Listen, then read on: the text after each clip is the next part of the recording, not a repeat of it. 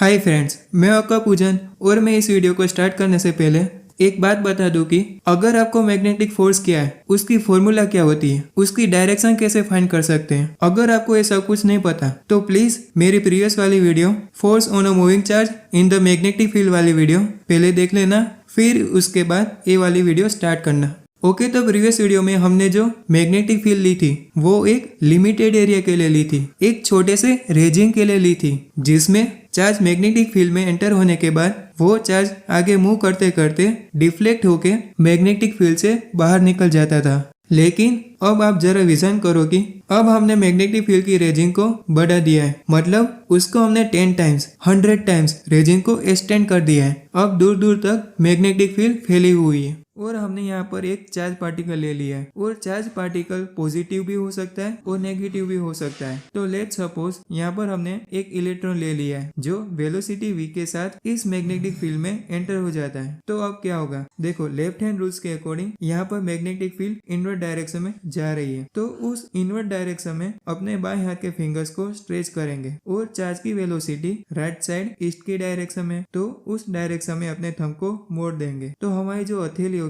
वो down side north की direction में होगी, यानी कि अब इस इलेक्ट्रॉन पर नॉर्थ की डायरेक्शन में फोर्स लगना शुरू हो गया है। अब जरा मेरी बात को ध्यान से सुनिएगा। देखो ये जो इलेक्ट्रॉन है वो वेलोसिटी v के साथ मूव करता हुआ इस पॉइंट पर एंटर हुआ था, तो इसका मतलब ये नहीं होगा कि इस पॉइंट से ही मैग्नेटिक फोर्स लगने की वजह से ए वाला चार्ज परपेंडिकुलर 90 डिग्री में डिफ्लेक्ट हो जाएगा। तो ऐसा कभी भी नहीं होगा, क्योंकि ए वाला चार्ज वेलोसिटी v के साथ इस डायरेक्शन में जा रहा था और अब क्योंकि ए वाला चार्ज मैग्नेटिक फील्ड में एंटर हो चुका है, तो अब इस चार्ज को फोर्स नीचे की तरफ खींचेगा। तो अब ए वाला चार्ज ना ही ऐसे सीधा जाएगा और ना ही ऐसे एकदम से 90 डिग्री में मुड़ जाएगा, बल्कि ए वाला चार्ज इस तरह से ऐसे कर्व पाथ में डिफ्लेक्ट होके मूव करता हुआ चार्ज इस पॉइंट पर आ जाएगा। अब देखो इस पॉइंट पर चार्ज की वेलोसिटी अब साउथ की डायरेक्शन में आ गई है और मैग्नेटिक फील्ड इनवर्ट डायरेक्शन में, तो लेफ्ट हैंड रूल के अकॉर्डिंग इस चार्ज पर अब राइट साइड वेस्ट की डायरेक्शन में फोर्स लग रही है। तो अब ये वाला चार्ज फिर से यहाँ से डिफ्लेक्ट होते हुए इस पॉइंट पर आ जाएगा।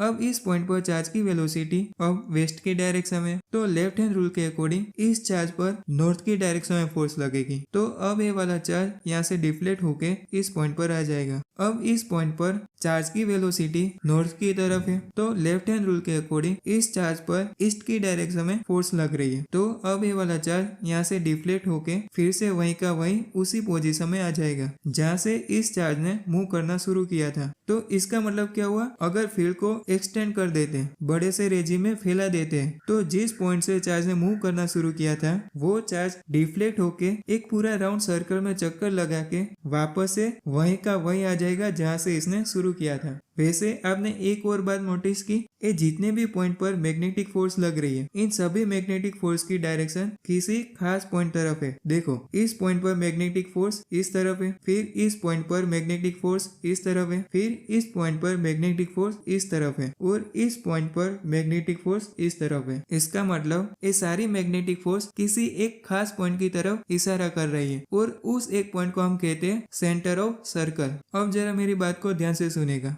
सर्कुलर पाथ में ऐसी फोर्स जो टूवर्ड्स सेंटर की तरफ होती है उस फोर्स को हम कहते हैं सेंट्रीपेटल फोर्स, यानी कि ये जो सारी मैग्नेटिक फोर्स सर्कल के सेंट्रल की तरफ इशारा कर रही है वही मैग्नेटिक फोर्स ही सेंट्रीपेटल फोर्स है। अब हम अपने डेरिवेशन का स्टार्ट लेंगे इसी एक पॉइंट से। तो जो सेंट्रीपेटल फोर्स है वो इक्वल है मैग्नेटिक फील्ड से, क्योंकि सेंट्रीपेटल फोर्स ही मैग्नेटिक फोर्स है। या हम कह सकते हैं कि मैग्नेटिक फोर्स है तो सेंट्रीपेटल फोर्स है और सेंट्रीपेटल फोर्स है तो सर्कुलर मोशन है। और हम पढ़ चुके हैं कि सेंट्रीपेटल फोर्स का फॉर्मूला mv²/r होता है और मैग्नेटिक फील्ड का फॉर्मूला qvb sin थीटा होता है।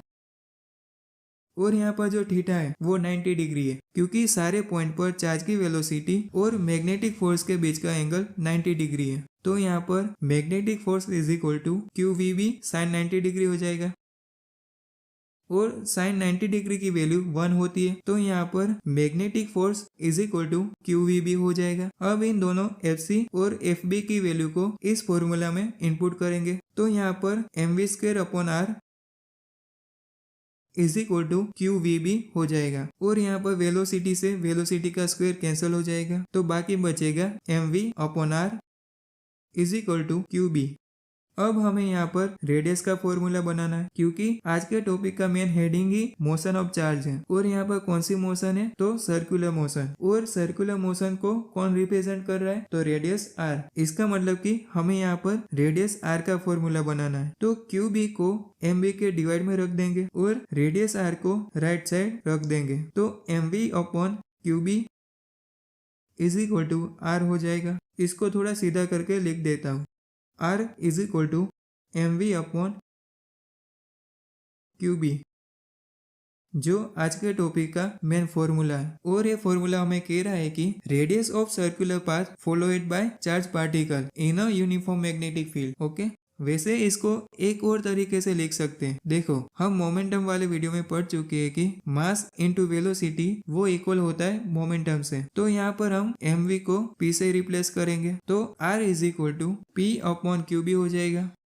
तो आप इन दोनों तरीकों से रेडियस की फॉर्मूला को लिख सकते हैं। वैसे इन दोनों फॉर्मूला से हम कंक्लूजन निकाल सकते हैं कि ये जो रेडियस है वो डायरेक्टली प्रोपोर्शनल है मास से और मास की वेलोसिटी से, या फिर यूं कहिए कि जो रेडियस है वो डायरेक्टली प्रोपोर्शनल है मोमेंटम से। यानी कि ज्यादा मास वाला हेवियर चार्ज पार्टिकल एंटर होता है, या फिर चार्ज पार्टिकल ज्यादा स्पीड के साथ फील्ड में एंटर होता है, तो उस चार्ज के सर्कुलर पाथ का रेडियस बढ़ जाएगा। दूसरा फैक्टर ये है कि रेडियस इनवर्सली प्रोपोर्शनल है चार्ज से, यानी कि चार्ज का मैग्नीट्यूड जितना ज्यादा होता जाएगा उतना उसका रेडियस कम होता जाएगा। देखो, लेट सपोज कि पहले हमने भेजा एक इलेक्ट्रॉन को जिसने फील्ड में एक पर्टिकुलर सर्कुलर पाथ बनाया, फिर हमने उस इलेक्ट्रॉन की जगह पे हमने भेजा एक अल्फा पार्टिकल को, और एक अल्फा पार्टिकल और इलेक्ट्रॉन के बीच का डिफरेंस होता है ट्वाइस ऑफ चार्ज का, क्योंकि इलेक्ट्रॉन पर एक सिंगल चार्ज होता है जबकि अल्फा पार्टिकल में 2 टाइम्स ऑफ इलेक्ट्रॉन चार्ज होता है। मतलब कि 2 प्रोटॉन है तो उसका चार्ज ट्वाइस है। अच्छा, तो चार्ज ट्वाइस हो तो देखो, हमने force on the moving charge वाले टॉपिक में पढ़ चुके हैं कि maximum force is equal to QVB होता है। अगर चार्ज का मैग्नीट्यूड इंक्रीज हो जाए तो फोर्स भी इंक्रीज हो जाएगी, और अगर फोर्स बढ़ जाए तो इसका मतलब ये होगा कि चार्ज का मैग्नीट्यूड जितना ज्यादा होगा उतना ही ज्यादा फोर्स लगेगी टूवर्ड्स द सेंटर। तो फोर्स बढ़ने की वजह से उस चार्ज पर अब पहले से ज्यादा सेंटर की तरफ खींचा होगा, यानी कि सर्कल श्रिंक हो जाएगा, कम हो जाएगा, और सर्कल का कम होना मतलब रेडियस कम हो जाना। अब तीसरे फैक्टर की बात करें तो रेडियस इनवर्सली प्रोपोर्शनल है मैग्नेटिक फील्ड से, क्योंकि जितना ज्यादा मैग्नेटिक फील्ड होगी उतना ही उस चार्ज पर ज्यादा फोर्स लगेगी टूवर्ड्स द सेंटर। तो सर्कल श्रिंक हो जाएगा, और सर्कल का कम होना मतलब रेडियस कम होना। तो रेडियस का इंक्रीज होना या डिक्रीज होना वो इन 3 फैक्टर्स पे डिपेंड करता है। और हाँ, कभी कभी ये वाली फॉर्मूला ऐसे भी लिखी हुई होती है, R is equal to m v upon e B, या फिर R is equal to P upon e B, और E for charge of electron होता है। तो अगर Q की जगह E लिखा हुआ होता है तो वहां पर स्पेसिफिकली चार्ज ऑफ इलेक्ट्रॉन की बात हो रही है, तो कंफ्यूजन मत हो जाना। ओके, अब हमारा नेक्स्ट टॉपिक होगा force on a current carrying conductor in a magnetic field. तो अब हम नेक्स्ट वीडियो में मिलते हैं, तब तक के लिए keep learning and keep growing.